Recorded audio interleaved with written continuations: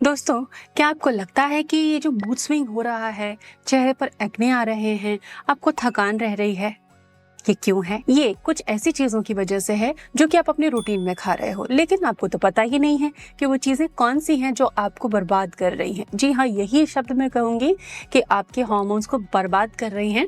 आज हम उन चीजों के बारे में जानेंगे, उनके अल्टरनेटिव समझेंगे और एक हेल्दी रूटीन के बारे में समझेंगे कि क्या चीजें आपको खानी चाहिए और कौन सी चीजें बिल्कुल खराब है आपके हार्मोन के लिए, जो आपकी जिंदगी को खूबसूरत बना सकती हैं। Welcome to Prerna's diet clinic. Hello दोस्तों, हम केवल यही नहीं जानेंगे कि कौन सी चीजें खराब हैं, बल्कि हम उनके हेल्दी अल्टरनेटिव्स भी जानेंगे कि भाई ये चीज छोड़नी है तो कौन सी अपनानी है जो आपकी सेहत को अच्छा कर दे। तो आप सभी से रिक्वेस्ट है, चैनल सब्सक्राइब करें और हाँ, वीडियो को शेयर करें अपनी फैमिली में और फ्रेंड्स में, क्योंकि जिनकी हम केयर करते हैं उनको हम स्वस्थ देखना चाहते हैं। सबसे पहले जो खराब चीज है, ज्यादा मात्रा में रिफाइंड शुगर। अब रिफाइंड शुगर किस किस चीज में है और ये क्या असर डालती है? तो ये इंसुलिन स्पाइक देती है। महिलाओं में इससे पीसीओएस की प्रॉब्लम बढ़ रही है। पुरुषों में टेस्टोस्टेरोन कम हो रहा है। कुल मिलाकर मेल फीमेल में एस्ट्रोजन टेस्टोस्टेरोन का बैलेंस गड़बड़ कर देते हैं ये रिफाइंड शुगर। तो आपको क्या अवॉइड करना है? बहुत ज्यादा शुगरी सिरप वाली मिठाइयाँ, कोल्ड ड्रिंक्स, फास्ट फूड जो आप ज्यादा मात्रा में खाते हो, घर से बाहर रहते हो, ऑफिस कैंटीन में खाते हो, किन चीजों पर स्विच करना है?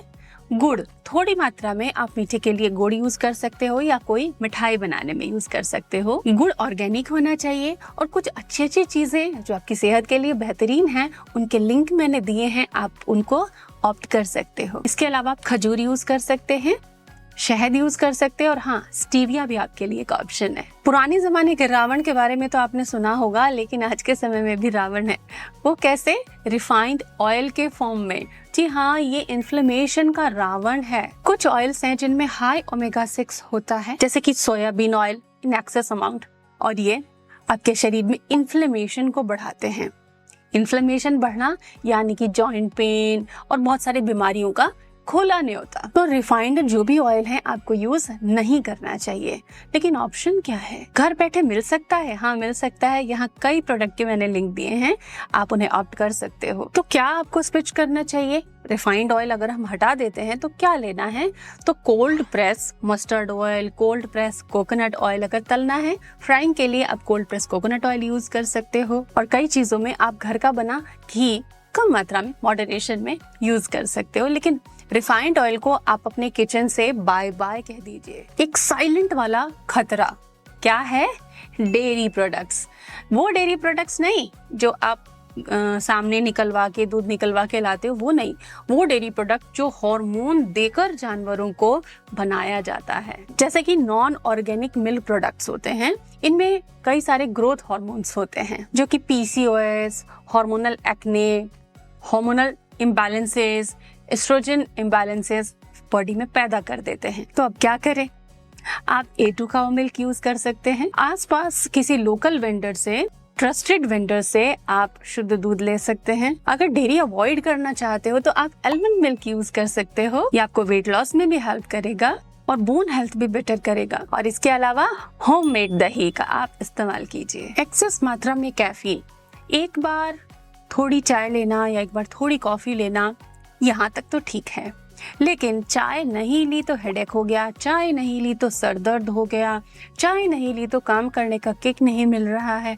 अगर आप इन चीजों से ग्रसित हैं तो आप एक अंधकार की तरफ बढ़ रहे हैं। एड्रिनल फटीग की समस्या आपको हो सकती है। इसके लिए एक्सेसिव कैफीन को आपको छोड़ना होगा। अगर आप नहीं छोड़ते हैं तो आप एक विशियस साइकिल में है, जिसमें कि मूड स्विंग, फटीग और एंजाइटी आपको घेरे रहेगी। इसके अल्टरनेटिव्स के लिए हमने डेडिकेटेड वीडियो बनाया है कि चाय की क्रेविंग को कैसे रोकें, चाय कॉफी की जो क्रेविंग्स होती हैं उसको कैसे दूर करें, क्यों हो रहा है। डिटेल्ड वीडियो है चैनल पर, आप जाकर जरूर देखें। और हाँ, ग्रीन टी मैंने आपको सजेस्ट की है, वो ग्रीन टी आप पी सकते हो। आजकल हम बाहर से कई ऐसे प्रोडक्ट्स खरीदते हैं जो प्लास्टिक के पैकिंग में आती है, और हमारे घर में भी कई ऐसे सर्विंग के बर्तन या स्टोरेज के बर्तन प्लास्टिक के हैं। अगर आपके घर में ऐसा है तो उन्हें तुरंत आप निकालिए, क्योंकि प्लास्टिक में हार्मफुल केमिकल होते हैं। और वो हार्मफुल ऐसे नहीं, हार्मोन डिसरप्टर्स होते हैं, जैसे कि थैलेट्स और बीपीए।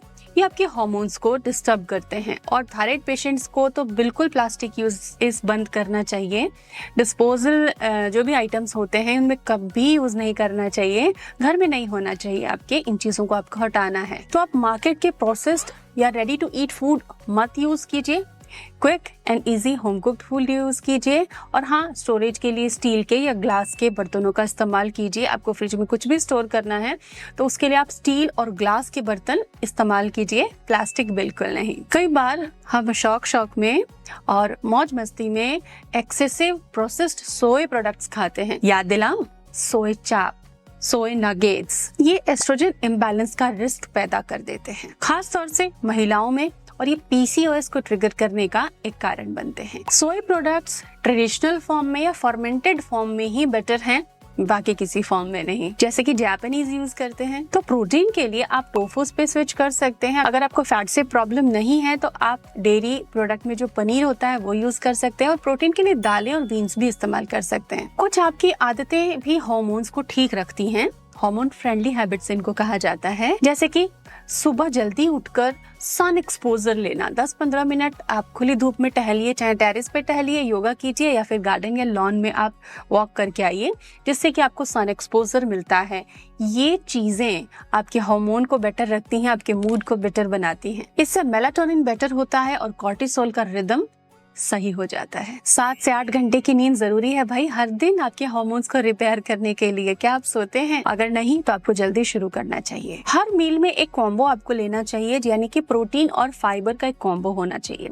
सैलेड्स लीजिए, स्प्राउट्स या थोड़ा पनीर ले लीजिए, थोड़ा टोफू ले लीजिए, थोड़ी बीन सैलेड ले लीजिए। तो फाइबर भी होना है, जैसे कि मिलेट्स की रोटी ले ली, ब्राउन राइस ले लिया, रेड राइस ले लिया और साथ में कुछ प्रोटीन सोर्सेज कंबाइन कर लिए।